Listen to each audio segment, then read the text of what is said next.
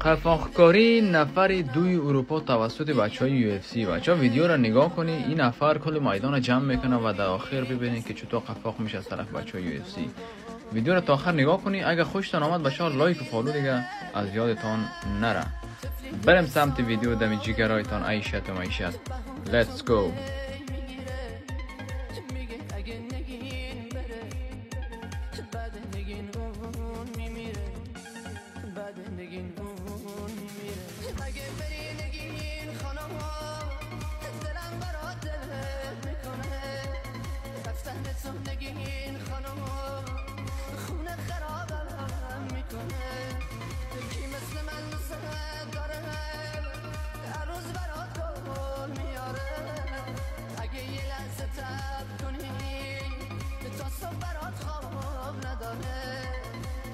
برات خواب نداره تا صبح برات خواب